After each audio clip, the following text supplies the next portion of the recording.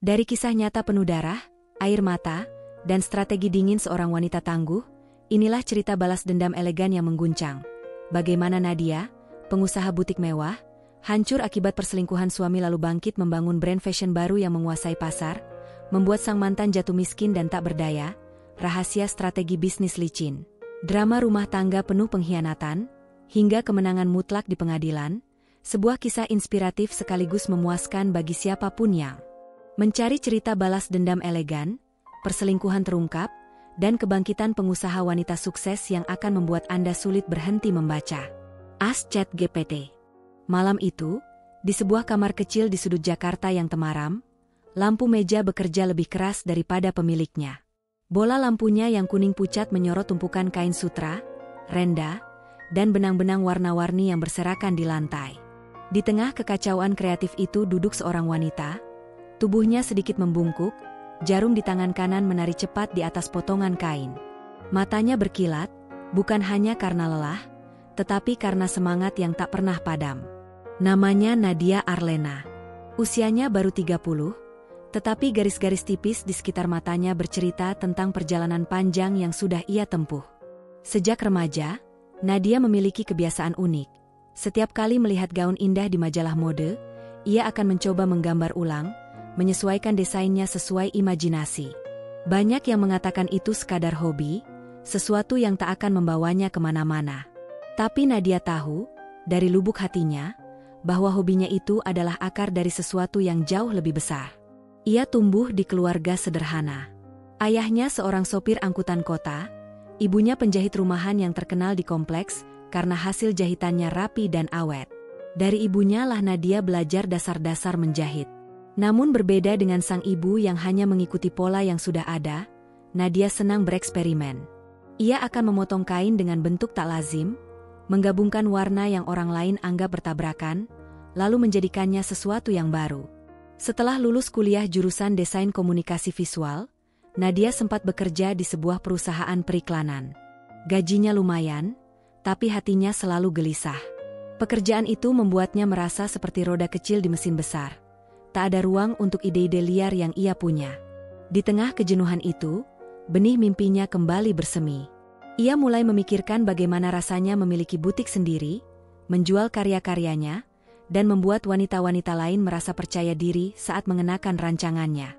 Namun mimpi tak pernah datang tanpa tantangan.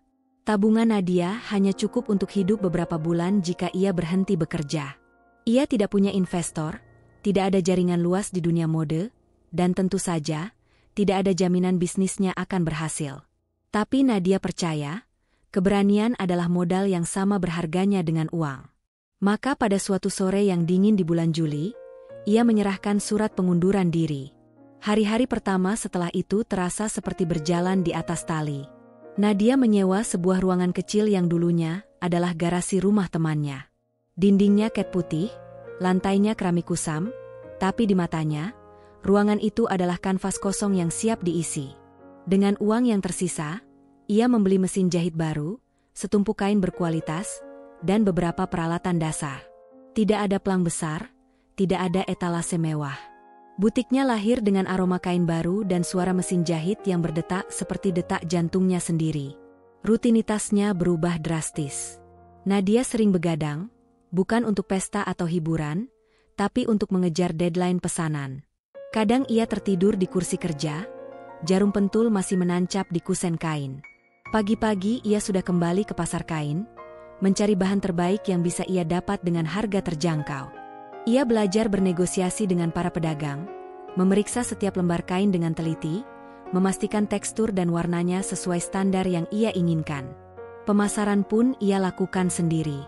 Nadia membuat akun media sosial untuk butiknya, memotret hasil karya menggunakan kamera ponsel, lalu mengunggahnya dengan deskripsi penuh rasa.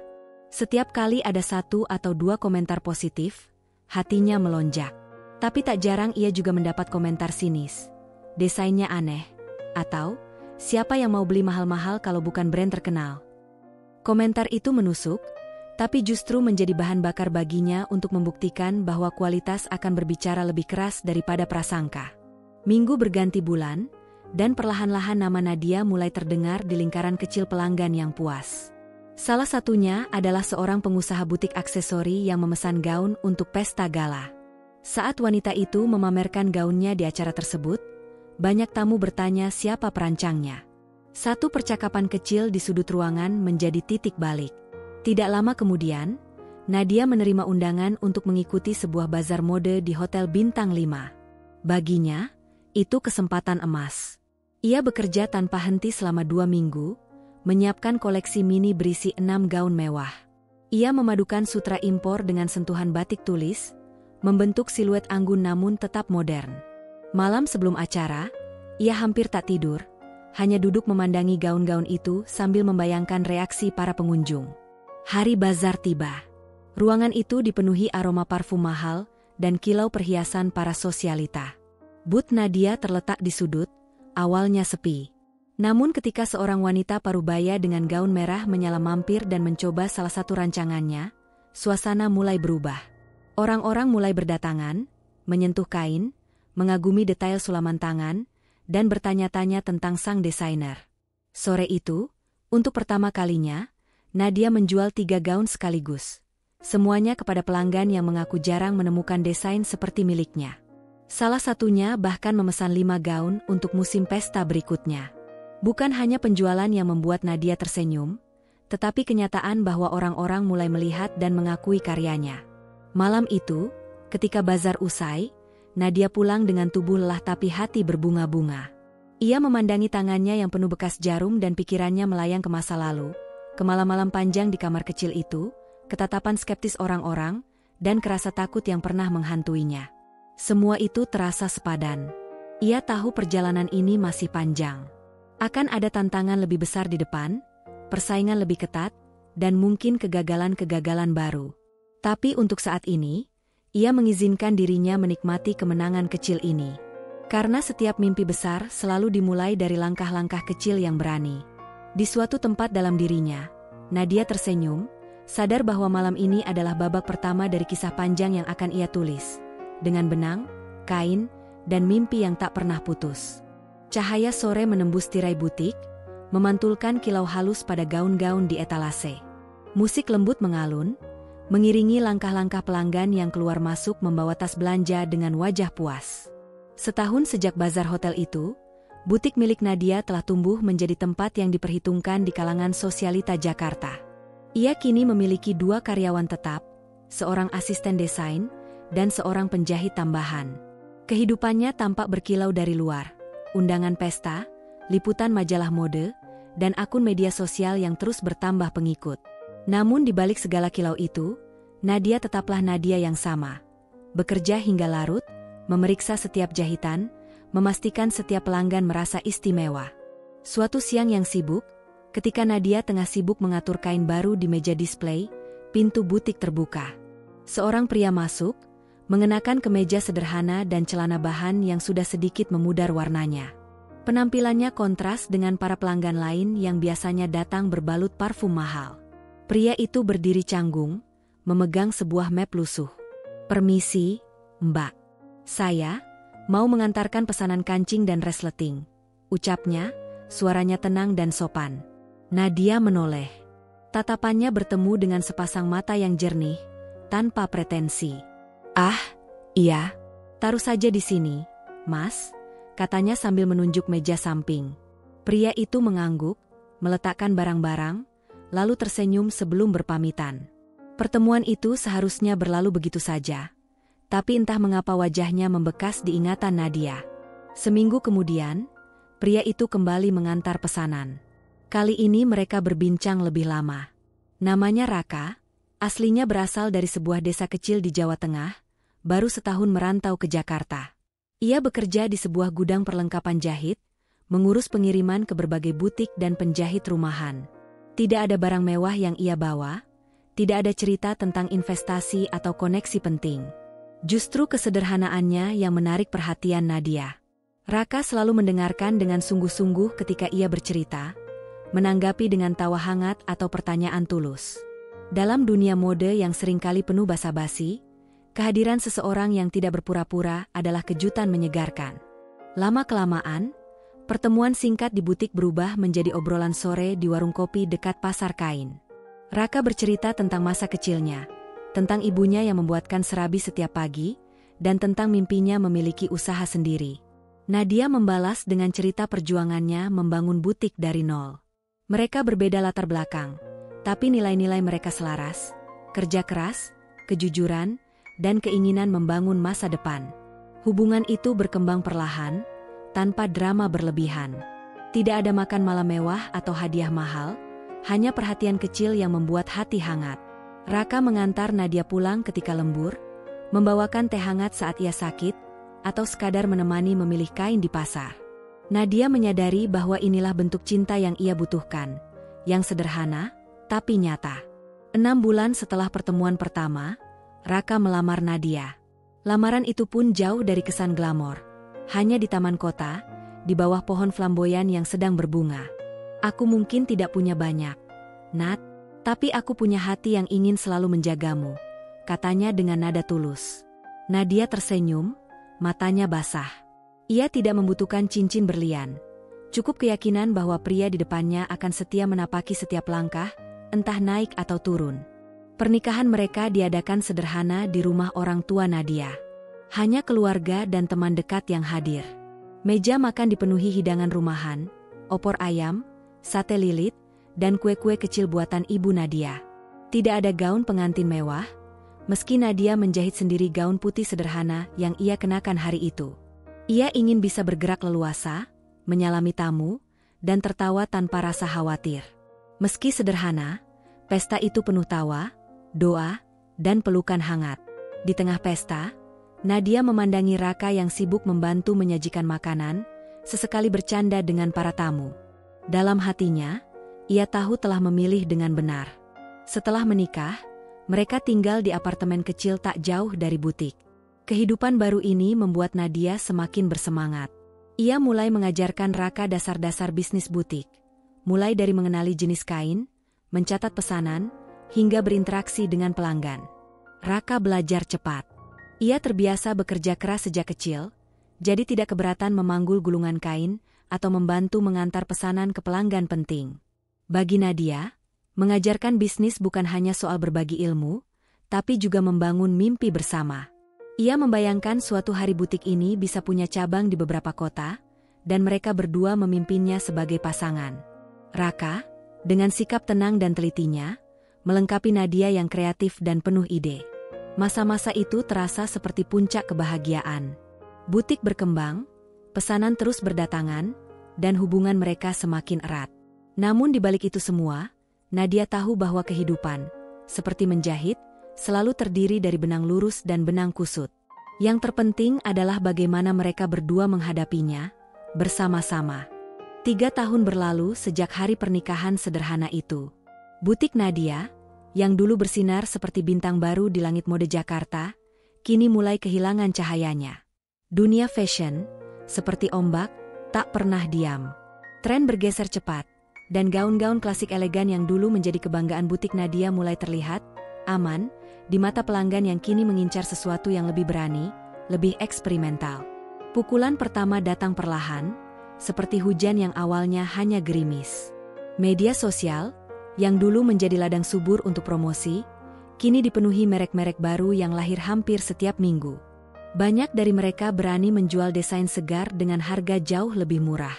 Beberapa bahkan meniru potongan dan konsep yang mirip dengan karya Nadia, namun memproduksinya massal di pabrik.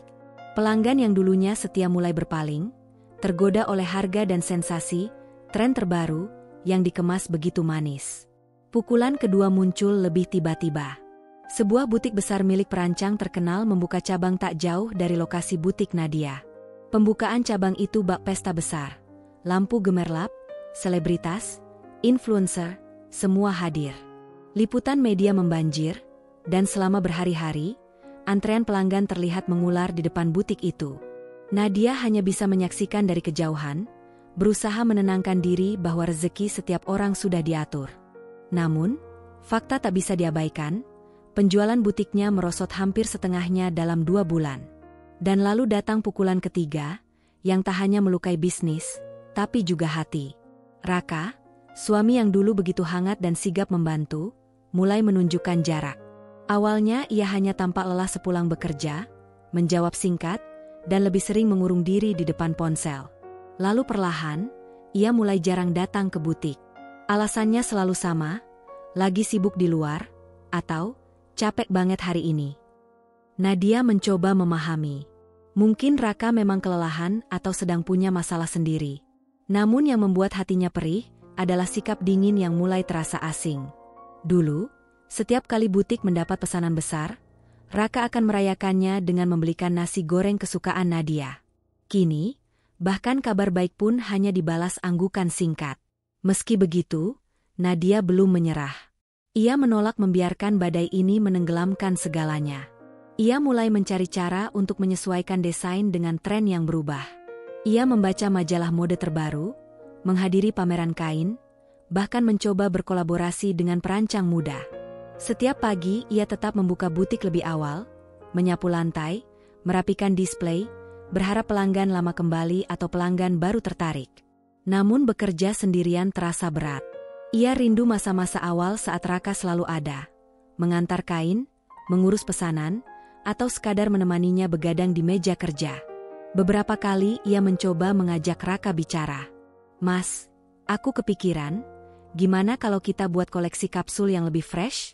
Mas bisa bantu cari supplier bahan baru," katanya suatu malam sambil menyiapkan teh di meja makan. Raka, yang sedang memegang ponsel, hanya bergumam tanpa menatapnya.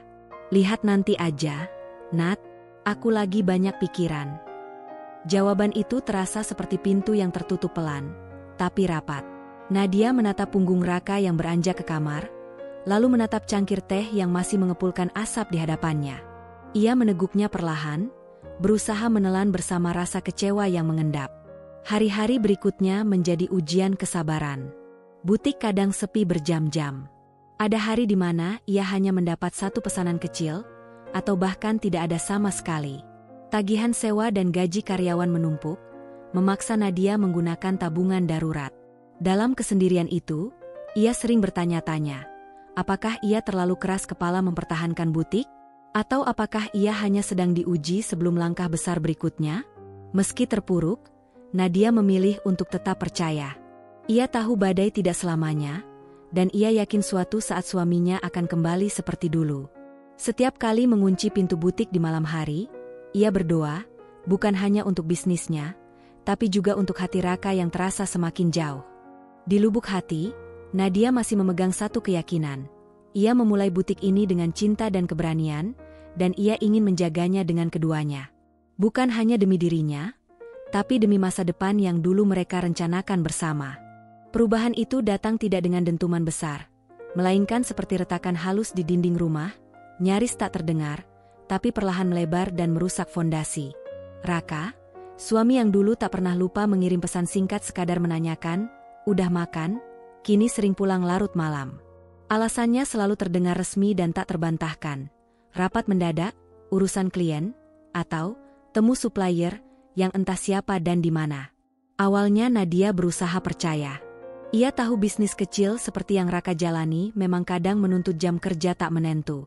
Tapi seiring waktu, tanda-tanda lain mulai muncul, dan sulit diabaikan. Raka kini hampir selalu membawa ponsel kemanapun, bahkan ke kamar mandi. Jika ada notifikasi, ia akan cepat-cepat menutup layar atau memiringkan ponsel agar Nadia tidak melihat. Obrolan mereka di meja makan semakin singkat, nyaris seperti formalitas. Pernah suatu malam, Nadia terbangun dan mendapati sisi tempat tidur kosong. Ia bangkit, berjalan ke ruang tamu, dan menemukan Raka duduk di sofa dengan lampu padam. Wajahnya diterangi cahaya ponsel. Begitu Nadia masuk, ia buru-buru menekan tombol kunci. "Gak bisa tidur, Mas?" tanya Nadia sambil menahan rasa ingin tahu yang mengganjal. Raka hanya tersenyum tipis. "Iya, lagi cek email klien. Besok ada presentasi." Jawaban yang terdengar masuk akal, tapi entah kenapa hati Nadia tidak merasa tenang. Namun Nadia memilih diam. Bukan karena tak peduli, melainkan karena ia takut jika menekan terlalu keras, retakan itu akan pecah menjadi jurang. Ia memutuskan untuk memantau dari jauh, mencoba membaca pola dari potongan-potongan kecil, jam pulang, nada bicara, ekspresi wajah ketika ia bertanya. Di tengah kecurigaan yang mulai menggerogoti hatinya, Nadia tetap memaksa dirinya fokus pada butik. Situasinya belum membaik sejak pukulan-pukulan tahun lalu. Penjualan masih lesu, tren masih bergerak cepat, dan kompetitor semakin banyak. Tapi justru dalam tekanan itu, Nadia menemukan cara untuk bertahan. Ia mulai membuat desain limited edition dengan jumlah sangat terbatas, memanfaatkan kelangkaan untuk menarik perhatian pelanggan yang menginginkan sesuatu yang eksklusif. Ia juga mulai menghidupkan kembali akun media sosial butik dengan konsep yang lebih segar. Video proses pembuatan gaun, sesi tanya-jawab tentang fashion, dan cerita di balik setiap koleksi. Perlahan, engagement mulai naik. Beberapa pelanggan lama kembali memesan, memberi harapan kecil di tengah badai. Namun beban mental terasa semakin berat ketika perjuangan di butik harus berjalan bersamaan dengan jarak emosional di rumah. Ada malam-malam di mana Nadia duduk di meja kerja, jarum jahit di tangan, sementara pikirannya melayang pada pertanyaan yang sama, apa yang sebenarnya sedang terjadi dengan Raka? Ia teringat masa awal pernikahan, saat mereka sering begadang bersama. Raka akan duduk di seberang meja kerja, membantu memotong kain sambil bercanda. Sekarang, kursi itu kosong. Kadang-kadang ia berharap bisa memutar waktu, kembali ke hari-hari saat cinta mereka tak dibebani rasa curiga dan dinginnya jarak. Beberapa teman dekat mulai bertanya, kok sekarang jarang lihat kalian berdua bareng? Nadia hanya tersenyum, menjawab singkat, lagi sibuk masing-masing. Jawaban aman yang ia ulang-ulang. Meski di dalam hati ia ingin berteriak bahwa ia rindu pada pernikahannya yang dulu, rindu pada Raka yang dulu. Suatu sore, ketika butik sedang sepi, Nadia duduk di meja kasir sambil menatap layar ponsel. Ia membuka galeri foto, menggulir perlahan. Foto-foto lama muncul. Raka memegang gulungan kain sambil tertawa. Mereka berdua di bazar pertama butik, foto pernikahan yang sederhana tapi hangat. Air matanya hampir jatuh. Tapi ia segera menyeka, takut karyawan melihat. Di malam-malam seperti itu, Nadia selalu kembali ke satu keputusan. Ia akan bertahan. Untuk butik, untuk rumah tangganya, dan untuk dirinya sendiri. Ia percaya bahwa badai, sebesar apapun, pasti punya ujung. Yang ia tidak tahu hanyalah berapa lama lagi harus berjalan di tengah hujan ini. Di suatu titik, ia mulai membuat catatan kecil di buku kerjanya. Bukan hanya tentang pesanan atau ide desain, tapi juga tentang pola perilaku Raka. Jam pulang, alasan yang diberikan, bahkan ekspresi wajah saat berbicara. Bukan untuk menghakimi, tapi untuk mencari kepingan logika yang mungkin bisa menjelaskan semuanya. Tetapi meski hatinya penuh tanda tanya, Nadia tidak mengizinkan rasa curiga itu merusak dirinya. Ia memilih untuk tetap menyapa pelanggan dengan senyum, tetap merapikan butik setiap pagi, dan tetap membuat desain dengan sepenuh hati. Karena ia tahu, jika ia membiarkan dirinya runtuh, maka segalanya akan runtuh bersamaan.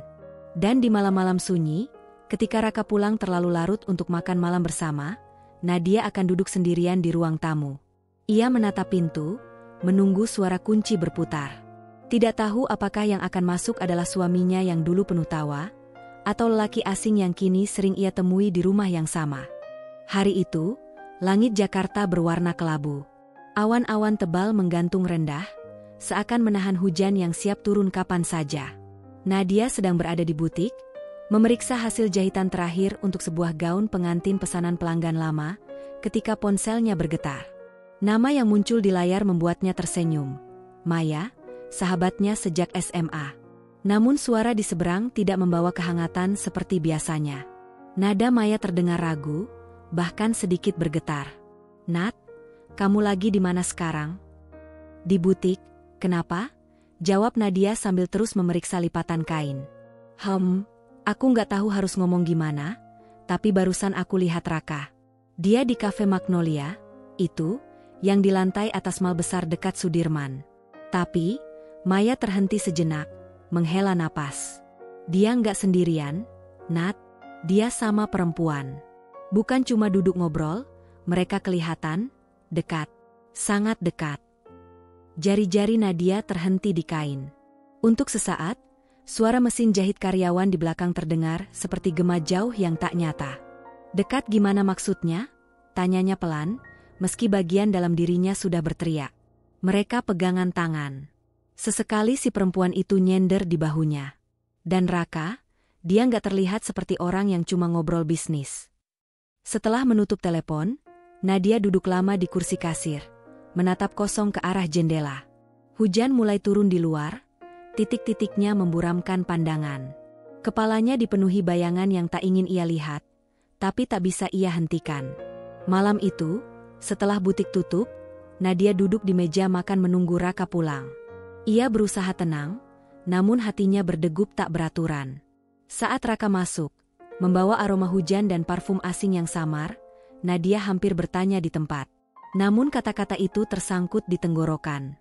Ia hanya tersenyum tipis dan berkata, "Kamu kehujanan, Mas." Raka mengangguk singkat, lalu masuk ke kamar mandi. Keesokan harinya, Nadia memutuskan untuk mencari tahu sendiri. Ia menghubungi seorang kenalan yang bekerja di mall tersebut, menanyakan apakah ada rekaman CCTV Cafe Magnolia. Dengan sedikit usaha dan alasan yang hati-hati, ia mendapat kepastian, Raka memang ada di sana bersama seorang perempuan muda, duduk di sudut kafe, terlihat akrab seperti pasangan lama. Penyelidikan kecil itu membawa fakta yang lebih pahit. Melalui beberapa kontak di lingkaran pertemanan Raka, Nadia mendengar bahwa hubungan itu bukan baru dimulai. Mereka sudah bertemu sejak lebih dari setahun lalu, pada periode yang sama ketika Raka mulai sering pulang larut dan menghindari butik. Hati Nadia hancur. Rasanya seperti seluruh dunia runtuh di atas kepalanya. Kenangan-kenangan indah 3 tahun pernikahan mereka kini bercampur dengan rasa sakit, seolah semua momen hangat itu ternoda oleh kebohongan. Ia ingin marah, berteriak, memukul meja, atau menangis sepuasnya. Tapi ketika malam datang, dan Raka duduk di depannya di meja makan, Nadia justru tersenyum.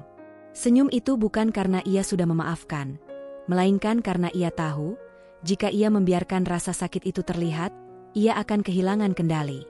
Jadi ia menyimpannya rapat-rapat di balik wajah yang tenang. Ia tetap menyajikan makan malam seperti biasa, menanyakan hal-hal ringan, seolah semua baik-baik saja. Namun di dalam dirinya, perasaan itu membusuk perlahan. Setiap kali Raka menunduk memeriksa ponsel, Nadia teringat wajah perempuan di kafe.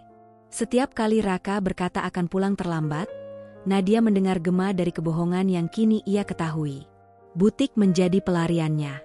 Ia menenggelamkan diri dalam pekerjaan, memotong kain, merancang desain baru, melayani pelanggan dengan senyum yang sama seperti yang ia tunjukkan di rumah. Orang-orang melihat Nadia yang tetap anggun, penuh semangat. Tak ada yang menyadari bahwa setiap senyum itu adalah benteng agar air mata tak jatuh di depan orang lain. Kadang, saat butik sudah sepi dan lampu hampir dimatikan, Nadia duduk sendirian di kursi kasir, membiarkan tubuhnya merosot lemas. Dalam kesunyian itu, ia memberi ruang untuk dirinya sendiri menangis. Diam-diam, cepat, lalu menghapusnya sebelum pulang. Ia tahu suatu hari nanti ia harus memutuskan. Menghadapi Raka dengan semua bukti yang ia miliki, atau membiarkan retakan ini membesar sampai dinding pernikahan mereka runtuh sendiri. Tapi untuk saat ini, ia memilih diam. Bukan karena takut, melainkan karena ia ingin mengatur napas sebelum pertarungan yang lebih besar. Dan ketika malam tiba, ia kembali pulang, tersenyum, menyembunyikan rahasia yang hanya ia dan hatinya yang retak pahami. Pagi itu, matahari bersinar terang, tapi hati Nadia justru terasa semakin kelam. Setelah semalam tak bisa tidur, ia memutuskan satu hal, ini bukan waktunya untuk meledak. Bukan waktunya untuk konfrontasi yang emosional tanpa strategi. Ia tahu, jika ia menyerang Raka sekarang, ia akan menghadapi kebohongan demi kebohongan, dan mungkin kehilangan segalanya sebelum ia siap. Nadia memutuskan untuk menahan diri. Tapi menahan bukan berarti diam pasrah. Ia akan bergerak, dengan hati-hati, seperti pemain catur yang memikirkan 3 langkah ke depan sebelum menyentuh bidak. Langkah pertama adalah mengumpulkan bukti. Ia mulai memperhatikan setiap detail. Setiap kali Raka pulang terlambat, Nadia mencatat tanggal, jam, dan alasannya di buku kecil yang ia sembunyikan di laci meja kerja butik. Ia memperhatikan pakaian Raka, apakah ada aroma parfum asing, apakah kemeja itu terlihat lebih rapi dari biasanya. Ia memeriksa struk yang kadang tertinggal di saku celana, makan malam di restoran mewah, pembelian hadiah di toko perhiasan. Ia tidak melakukannya dengan amarah membara, melainkan dengan ketenangan yang nyaris menakutkan, seperti api yang membakar dalam bara, bukan kobaran. Langkah kedua, ia mulai memisahkan keuangan butik. Selama ini, sebagian keuntungan butik masuk ke rekening bersama, dan dari situ digunakan untuk kebutuhan rumah tangga. Namun sekarang, Nadia membuka rekening baru atas namanya sendiri. Semua transaksi butik mulai ia arahkan ke sana, secara bertahap agar tidak mencurigakan. Uang tunai hasil penjualan ia simpan di brankas kecil di ruangan belakang butik. Brankas yang kuncinya hanya ia pegang. Ia juga memindahkan beberapa aset fisik. Mesin jahit terbaru yang dibeli dari keuntungan tahun lalu ia daftarkan atas nama butik, bukan atas nama pribadi. Koleksi kain premium yang jarang ia gunakan kini disimpan di gudang terpisah milik seorang teman, dengan alasan renovasi. Semua langkah ini ia lakukan dalam senyap, setiap detailnya ia susun seperti merangkai pola gaun yang rumit, tidak ada jahitan yang boleh terlihat longgar. Di sela-sela itu, Nadia tetap berusaha menjalankan butik seperti biasa. Ia menyapa pelanggan dengan ramah, memotret koleksi baru untuk diunggah ke media sosial, bahkan menghadiri acara fashion kecil untuk menjaga jaringan. Dari luar, ia tetaplah Nadia yang anggun dan pekerja keras. Tak ada yang tahu bahwa di balik senyum itu, ia sedang menyusun rencana bertahan hidup. Suatu sore, ketika Raka mengirim pesan bahwa ia akan pulang larut karena rapat mendadak, Nadia melihat itu sebagai peluang. Ia pergi ke area parkir dekat kantor Raka, duduk di mobil sambil menunggu. Setelah hampir 2 jam, ia melihat Raka keluar, bukan sendirian, tapi bersama perempuan yang sama yang dilihat Maya di kafe. Mereka berjalan beriringan, tertawa, lalu masuk ke mobil Raka. Nadia tidak mengejar. Ia hanya mengangkat ponsel dan mengambil beberapa foto, jarinya tak bergetar sedikit pun. Foto itu ia simpan di folder khusus di laptopnya, bersama salinan struk dan catatan tanggal yang telah ia kumpulkan. Setiap bukti adalah potongan kain yang akan ia jahit menjadi baju perang saat waktunya tiba. Malamnya, Raka pulang seperti biasa, memberi alasan klise dan senyum tipis. Nadia membalas dengan senyum hangat yang sama, bahkan membuatkan teh hangat untuknya. Tapi di dalam hatinya, api itu menyala semakin terang. Api yang tidak membakar habis tanpa arah, tapi mengerucut menjadi nyala yang tajam dan terfokus. Kadang, saat ia duduk sendirian di butik yang sepi, Nadia membayangkan hari itu, hari di mana ia akan menatap Raka tepat di mata, menaruh semua bukti di meja, dan mengatakan bahwa ia tahu segalanya. Tapi sebelum hari itu datang, ia ingin memastikan satu hal. Ia tidak akan pergi dengan tangan kosong, dan butik yang telah ia bangun dari nol akan tetap berdiri, tanpa bisa disentuh oleh orang yang telah mengkhianatinya. Langkah ketiga dalam rencananya mulai ia jalankan, membangun jaringan bisnis di luar lingkaran yang dikenal Raka. Ia menghubungi pemasok baru, membuat kontrak kerja sama langsung atas nama pribadinya, dan menjalin hubungan dengan pelanggan besar tanpa melalui saluran resmi yang biasa mereka gunakan. Dengan begitu, jika suatu hari ia harus melepaskan segalanya, ia tetap memiliki pondasi untuk membangun kembali. Hari-hari berjalan seperti tarian dua wajah. Di satu sisi, ia adalah istri yang tampak setia, tersenyum di meja makan, menanyakan kabar suami. Di sisi lain, ia adalah perempuan yang menyiapkan jalannya keluar, selangkah demi selangkah, tanpa membunyikan alarm. Dan seperti api yang membakar perlahan dari dalam kayu, rencananya terus menghangat, siap menyala menjadi kobaran besar saat waktunya tiba. Langkah-langkah kecil yang Nadia susun sejak beberapa bulan terakhir mulai membentuk pola. Ia seperti pemain catur yang telah memikirkan gerakan bidak sejak awal permainan. Sabar menunggu, membiarkan lawan merasa unggul, padahal semua jalur pelarian telah ia kunci satu persatu. Raka masih merasa dirinya bagian penting dari bisnis. Sesekali ia muncul di butik, menyapa karyawan, memeriksa stok, dan bahkan memberi saran tentang pemasaran. Nadia selalu menanggapinya dengan anggukan dan senyum hangat. Ia memuji ide-ide Raka, meski sebagian besar tak pernah ia jalankan. Ia tahu, memberi Raka rasa, terlibat, akan membuatnya tidak curiga bahwa kendali penuh butik ini berada di tangannya seorang. Perubahan itu dimulai dari hal-hal administratif. Semua dokumen kepemilikan mesin jahit, kontrak sewa butik, hingga perjanjian dengan pemasok ini menggunakan nama pribadi Nadia, atau nama badan usaha yang ia daftarkan sendiri. Secara legal, butik itu bukan lagi aset bersama. Namun Nadia menyamarkannya dengan cermat. Ia tetap mencatat sebagian pemasukan di rekening rumah tangga, cukup untuk menutupi kebutuhan sehari-hari dan membuat Raka merasa bisnis berjalan seperti biasa. Di mata Raka, ia masih partner di butik. Di mata hukum, ia hanyalah tamu yang datang sesekali. Namun Nadia tidak berhenti di situ. Ia mulai menyusun pondasi untuk sesuatu yang baru. Sebuah butik dengan brand berbeda, identitas yang sama sekali tidak terkait dengan namanya yang sekarang dikenal di lingkaran sosialita. Brand baru itu ia beri nama Aurora Atelier. Tidak ada papan nama yang mencolok, tidak ada promosi besar-besaran di awal. Aurora hanya hidup di ruang digital, dengan akun media sosial yang menampilkan desain-desain segar yang sedikit lebih berani dari koleksi butik lama. Untuk mengelola Aurora, Nadia menggandeng 2 orang yang ia percayai penuh. Seorang penjahit senior yang dulu bekerja bersamanya, dan seorang fotografer muda yang jeli melihat tren. Semua komunikasi bisnis dilakukan melalui email khusus, semua pembayaran masuk rekening yang tidak pernah bersinggungan dengan akun rumah tangga. Bahkan lokasi produksi Aurora dipisahkan, di sebuah studio kecil yang ia sewa atas nama orang lain. Setiap kali ia bekerja di studio itu, Nadia memberi alasan pada Raka bahwa ia sedang mengawasi proses di supplier, atau menghadiri pertemuan dengan pelanggan lama. Ia tahu, selama Raka merasa ia tidak sedang membangun sesuatu yang baru, ia akan terus mengabaikan detail. Di tengah semua itu, butik lamanya tetap berjalan, meski tak lagi seperti puncak kejayaannya.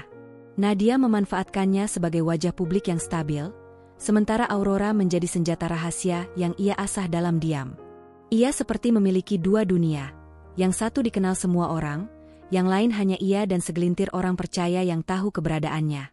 Kadang, saat malam tiba dan butik sudah tutup, Nadia duduk di meja kerjanya sambil menatap layar laptop yang memajang pesanan Aurora dari pelanggan-pelanggan baru. Ada rasa puas yang berbeda, bukan hanya karena bisnis itu mulai menghasilkan, tapi karena ia tahu ini adalah bentuk kebebasan yang sedang ia bangun. Kebebasan yang suatu hari akan membebaskannya sepenuhnya dari bayang-bayang Raka. Raka sendiri tampaknya semakin jarang peduli. Ia tetap menjalani hidupnya seperti biasa, menghabiskan malam di luar dengan alasan pekerjaan, atau sibuk dengan ponselnya ketika berada di rumah. Sesekali ia bertanya tentang laporan penjualan butik, dan Nadia akan menunjukkan angka-angka yang cukup meyakinkan, diselingi keluhan ringan tentang persaingan pasar. Raka akan mengangguk, memberikan beberapa saran, lalu kembali ke dunianya sendiri. Nadia tidak pernah membantah atau berdebat. Ia membiarkan Raka merasa penting. Di dalam hatinya, ia tahu bahwa permainan ini sedang berjalan sesuai rencana. Bidak-bidaknya bergerak di papan, 1 langkah lebih maju dari yang Raka kira. Bagi Nadia, ini bukan lagi sekadar mempertahankan bisnis. Ini tentang membangun benteng yang tak bisa diguncang, bahkan jika badai yang lebih besar datang. Ia ingin memastikan bahwa ketika saatnya tiba untuk melepaskan diri dari pernikahan yang rapuh ini, ia akan melangkah dengan kepala tegak dan tangan penuh, bukan kosong. Aurora berkembang pelan tapi pasti. Setiap desain baru ia unggah dengan strategi, foto yang memancing rasa ingin tahu, cerita singkat tentang inspirasi di baliknya, dan testimoni dari pelanggan yang puas. Tanpa nama Nadia yang menempel, brand ini bebas membentuk identitasnya sendiri. Dan Nadia merasakan sesuatu yang sudah lama ia lupakan, kegembiraan saat membangun sesuatu dari nol, tanpa campur tangan, tanpa harus berbagi dengan seseorang yang tidak lagi sepenuhnya berada di sisinya.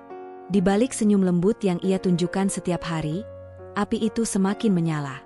Ia tahu bahwa setiap langkah kecil yang ia ambil, setiap aset yang ia amankan, setiap pelanggan baru yang ia raih, mendekatkannya pada hari di mana ia akan memegang kendali penuh atas hidupnya. Dan pada hari itu, ketika semua bidak sudah menempati posisi yang ia inginkan, Nadia akan membuat langkah terakhir, bukan untuk menang melawan Raka, tapi untuk membebaskan dirinya dari permainan yang sudah terlalu lama ia jalani. Hujan deras turun sejak pagi, membasahi jendela apartemen dan menimbulkan bunyi ketukan halus yang monoton. Nadia duduk di meja makan, secangkir teh melati di hadapannya. Ia baru saja membuka laporan mutasi rekening bersama, sesuatu yang jarang ia lakukan sejak mulai memisahkan keuangan butik. Awalnya, ia hanya berniat memeriksa saldo untuk membayar tagihan listrik. Tapi pandangannya tertahan pada beberapa transaksi yang tak wajar. Restoran mewah di Senopati, 2 kali dalam seminggu. Sebuah butik perhiasan terkenal di Mall Premium. Dan yang paling menusuk, pembayaran hotel bintang 5 di kawasan SCBD, malam di mana Raka mengaku sedang rapat keluar kota. Tangannya membeku di atas meja. Ia menatap angka-angka itu lama, membiarkan setiap digit meresap, seperti luka yang tak ingin ia obati. Ia tidak perlu menebak untuk siapa semua itu. Bayangan perempuan di kafe Magnolia kembali muncul di benaknya, kali ini dengan senyum puas sambil memegang hadiah mahal yang dibeli dari uang bersama. Nadia menarik napas panjang. Dadanya sesak, tapi matanya tetap kering. Ia telah mengantisipasi hal semacam ini sejak lama.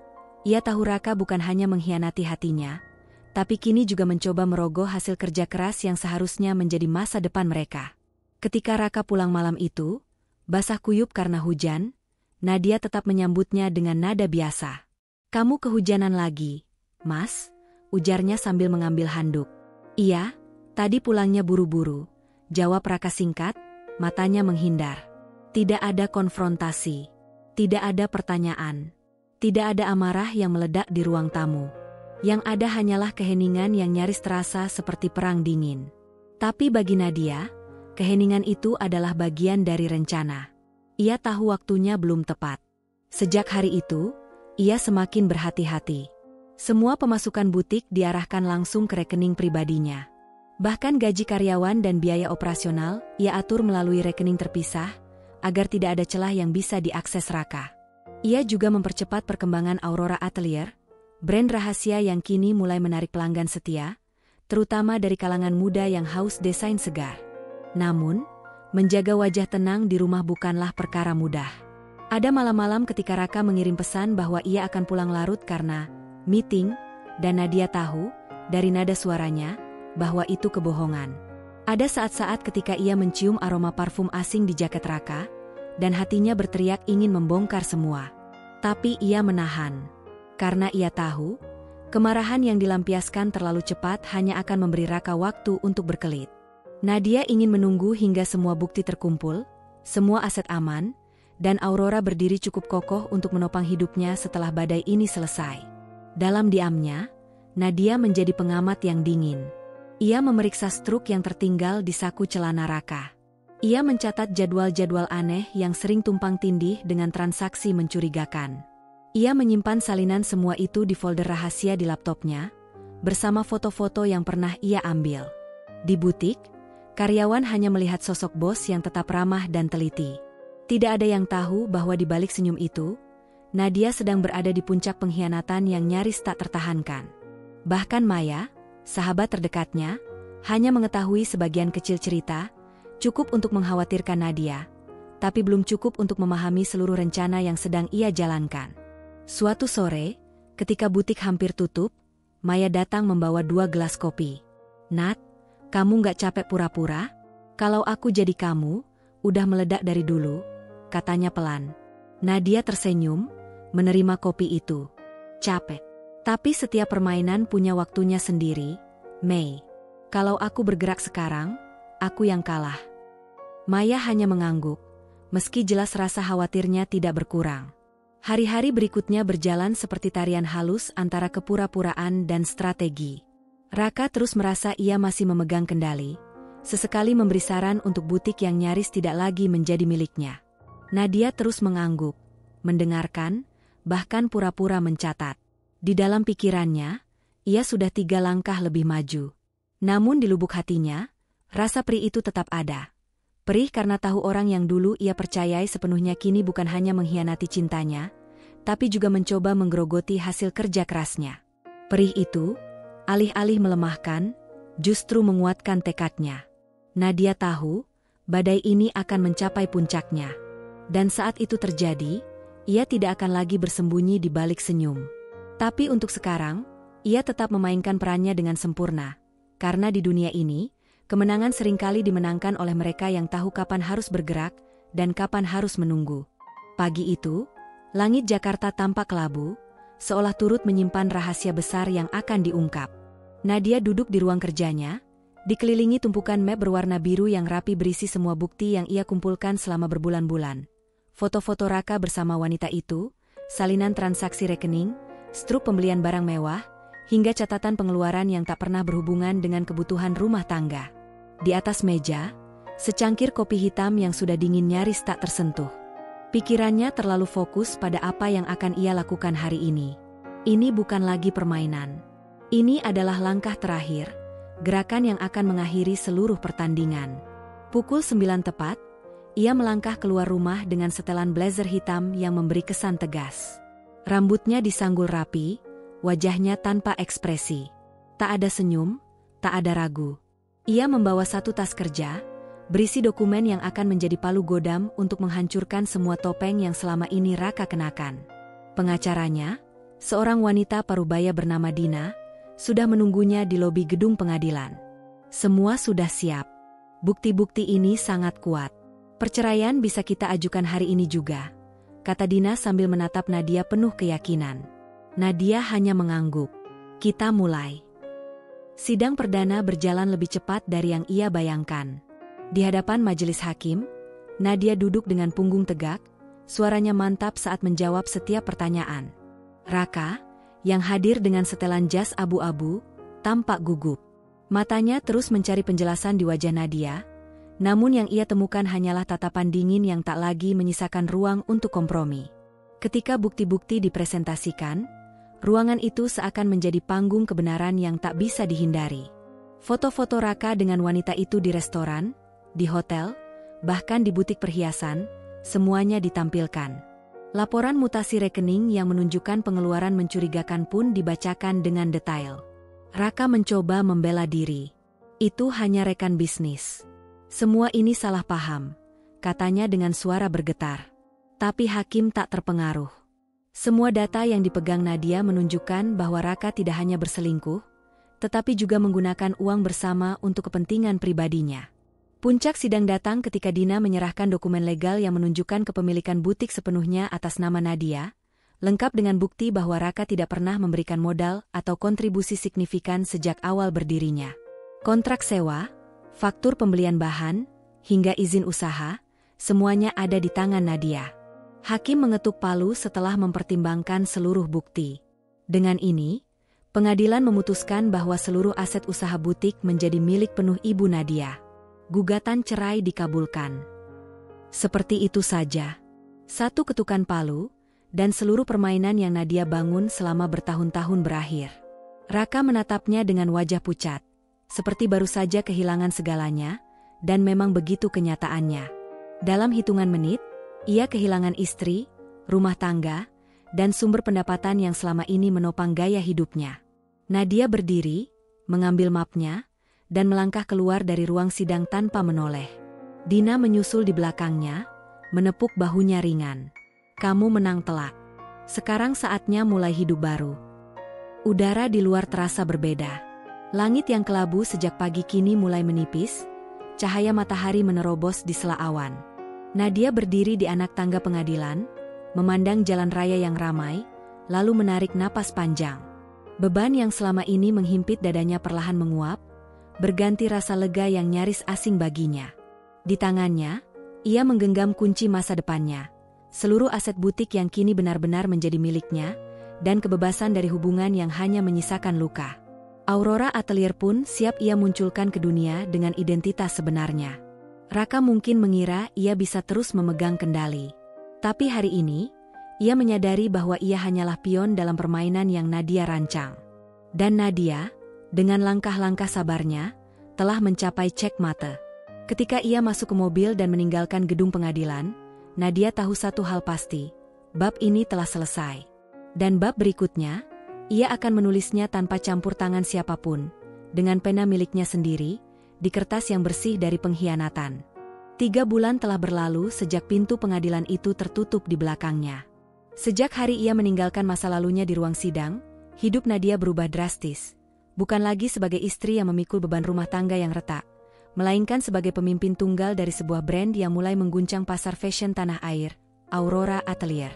Di ruang kerjanya yang baru, dinding kaca memamerkan pemandangan kota Jakarta yang berkilauan di malam hari.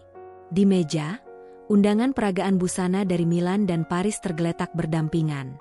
Desain-desainnya yang berani memadukan sentuhan tradisional dengan potongan modern, telah membuat namanya diperbincangkan di majalah mode internasional. Di luar ruangan, Tim kreatifnya sibuk mempersiapkan koleksi musim depan. Nadia, dengan blus satin dan rok pensil hitam, berdiri mengawasi mereka dari balik kaca. Senyum kecil tersungging di bibirnya. Bukan senyum kesombongan, melainkan kepuasan yang hanya dimengerti oleh mereka yang pernah jatuh ke titik terdalam, lalu bangkit lebih tinggi dari sebelumnya. Sementara itu, kabar tentang Raka sudah sampai di telinganya. Lelaki itu, yang dulu begitu percaya diri dan merasa dunia akan selalu memihaknya, kini kembali ke kampung halamannya di Jawa Tengah. Bisnis yang ia coba bangun setelah perceraian gagal total. Hutang menumpuk, dan teman-teman yang dulu selalu ada di sekitarnya perlahan menghilang. Beberapa orang mengatakan ia sering terlihat duduk sendirian di warung kopi dekat terminal, memandangi jalanan seperti mencari sesuatu yang hilang, mungkin kesempatan kedua, atau mungkin sekadar harga diri yang dulu ia buang sendiri. Nadia tidak pernah menghubunginya, tidak pernah mengirim pesan, apalagi menoleh ke belakang. Dalam hatinya, ia tahu balas dendam terbaik bukanlah membuat orang itu menderita secara langsung, tetapi menunjukkan pada dunia, dan pada dirinya sendiri, bahwa ia bisa berdiri lebih kokoh dari sebelumnya, tanpa bantuan siapapun. Malam itu, setelah timnya pulang, Nadia duduk sendirian di ruang kerjanya. Lampu meja memancarkan cahaya hangat yang menyorot setumpuk sketsa terbaru. Di tangannya, segelas wine merah berputar perlahan. Ia menatap pantulan dirinya di jendela, sosok wanita yang pernah hancur, kini berdiri tegak dengan mata yang lebih tajam dan senyum yang lebih pasti. Lalu, ia berbicara dalam hati. Cinta, katanya, adalah alasan kita membangun masa depan. Tapi cinta yang salah bisa jadi api yang membakar semua yang kita punya. Aku pernah menyerahkan seluruh hidupku untuk seseorang yang kupikir akan berjalan bersamaku hingga akhir. Ternyata, ia hanya menuntunku ke tepi jurang, lalu mendorongku jatuh. Tapi di dasar jurang itu, aku menemukan sesuatu, bukan penyesalan, melainkan kekuatan. Kekuatan untuk merangkak naik, setapak demi setapak, sambil membawa serpihan diriku yang masih utuh. Kekuatan untuk membangun lagi, kali ini dengan tembok yang tak mudah runtuh. Ia menyesap sedikit wine, matanya menatap lampu-lampu kota yang berkelip. Balas dendam yang elegan bukan tentang menghancurkan orang lain. Itu tentang membuktikan bahwa mereka salah menilaimu. Tentang berdiri di atas abu dari masa lalu, dengan kepala tegak dan tangan yang memegang masa depanmu sendiri. Dan sekarang, aku berdiri di sini, di atas abu itu, bukan untuk meratapi yang hilang, tapi untuk merayakan yang lahir dari kehancuran. Di luar, hujan mulai turun pelan, seperti menutup lembaran lama yang penuh luka. Di dalam, Nadia menutup map sketsa, mematikan lampu, dan melangkah keluar dari ruang kerjanya.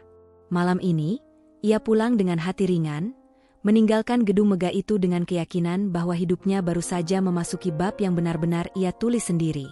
Aurora Atelier akan terus tumbuh. Namanya akan menembus panggung-panggung besar dunia. Dan Raka, ia akan tetap menjadi bayangan samar di masa lalu, tak lebih dari pelajaran mahal tentang kepercayaan, pengkhianatan, dan seni membangun kembali. Nadia tahu, tidak semua orang mendapat kesempatan untuk membalas dendam dengan cara seperti ini. Tapi ia mendapatkannya, dan ia memilih untuk menjadikannya indah. Hari ini, ia tidak hanya menang. Ia telah menutup permainan, dan memulai yang baru, dengan dirinya sendiri sebagai satu-satunya ratu di papan catur hidupnya. 1 tahun setelah hari itu, nama Aurora Atelier bersinar di atas panggung peragaan busana internasional. Nadia berdiri di belakang tirai, menyaksikan para model melangkah anggun mengenakan koleksinya, sorak-sorai penonton bercampur dengan kilatan kamera yang tiada henti. Saat tirai terbuka untuk penutup, lampu sorot menyinari wajahnya. Tepuk tangan menggema, dan Nadia tersenyum. Senyum yang lahir bukan dari kemenangan semata, tetapi dari perjalanan panjang penuh luka, kehilangan, dan kebangkitan. Ia teringat malam-malam dingin di awal karir, jarum jahit di tangan, mata lelah yang nyaris menyerah. Ia teringat wajah Raka, tatapan yang dulu ia percayai, dan bagaimana semuanya runtuh. Tapi ia juga teringat langkah pertamanya membangun kembali. Langkah yang kecil, namun penuh tekad. Kini, di panggung itu, Nadia tahu satu hal, ia bukan lagi wanita yang dulu dikhianati. Ia adalah wanita yang menulis ulang takdirnya sendiri. Di luar gedung, hujan ringan turun, membasuh jalan-jalan kota yang berkilau oleh lampu. Nadia menatap ke langit, menarik napas panjang, lalu melangkah ke depan, meninggalkan panggung, meninggalkan masa lalu, dan memasuki masa depan yang sepenuhnya miliknya. Karena di atas abu yang pernah mengurungnya, ia kini berdiri sebagai ratu. Dan panggung dunia adalah tahtanya.